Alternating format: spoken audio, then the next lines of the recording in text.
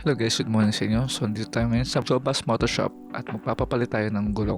So tayo naman, ang daming papagawa kasi Sabado ngayon. Ayan, pumunta na ako at kumuha na ako ng number. So number 60 tayo, ayoko matangkal. Ayan, number 60. Tinaw ko anong number na, number na ba? Number 57. Number 60 ako. Okay, upo muna ako.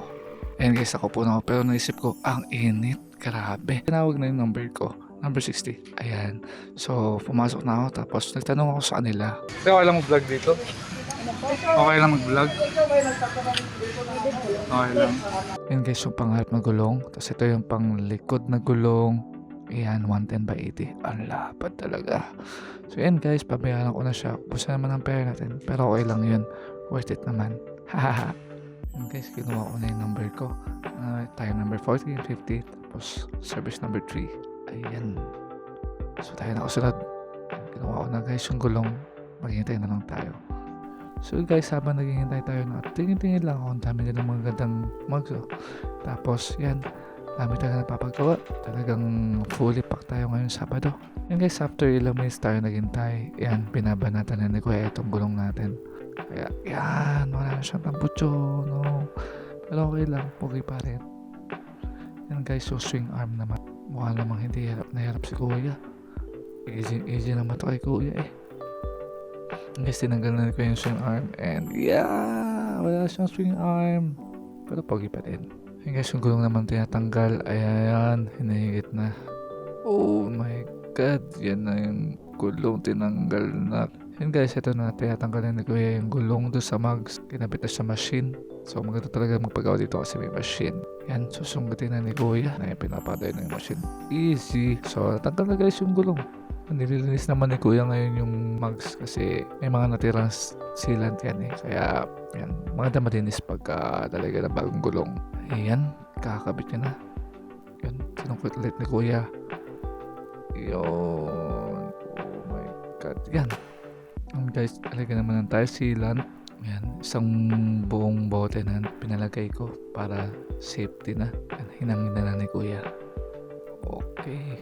Hang on lang ha. Rio, andyan na yung sapatos mo.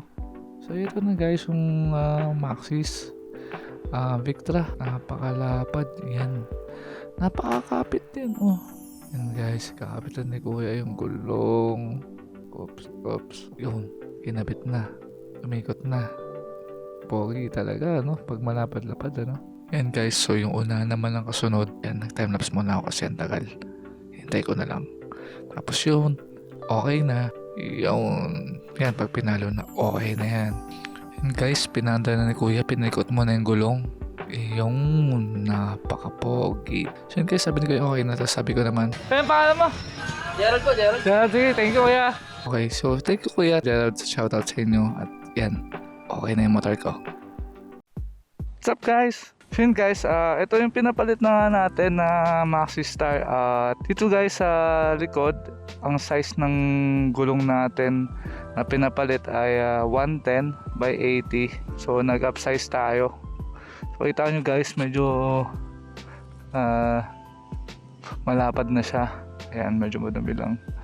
Ang model nito ay Maxxis Victra S98. Tapos yun guys, itong sa unahan naman ay Maxxis Green Devil, size 90 by 80. So gusto ko sana guys na magkapero sana yung likod tsaka yung unahan. Kaya lang walang size na 90-80 sa Victra eh. So yun guys, so sa pricing, itong sa likod nasa yung sa harap pala nasa 1,300 plus. Hindi ko na kung magkano exact.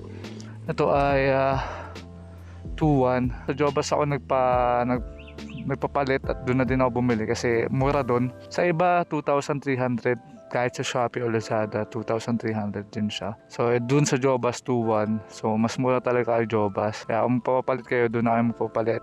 Bale, nabot ako dito ng 3.8. Yung gulong ko 2-1. Ito sa likod, tapos sa harap 1.3. Tapos yung tire sealant 80 pesos isa. Yung pagpapakabit hindi free eh. 80 pesos dito sa likod, 50 pesos dito sa harap.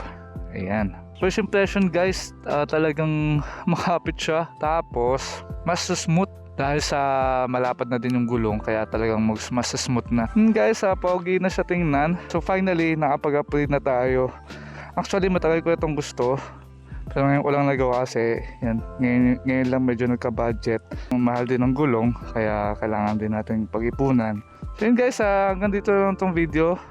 Shinare ko lang sa inyo itong pagpapalit natin ng gulong. So kung may natutunan kayo or may nakuha kayo something dito sa video ito, please like and subscribe. So in Moto signing out and yeah, peace.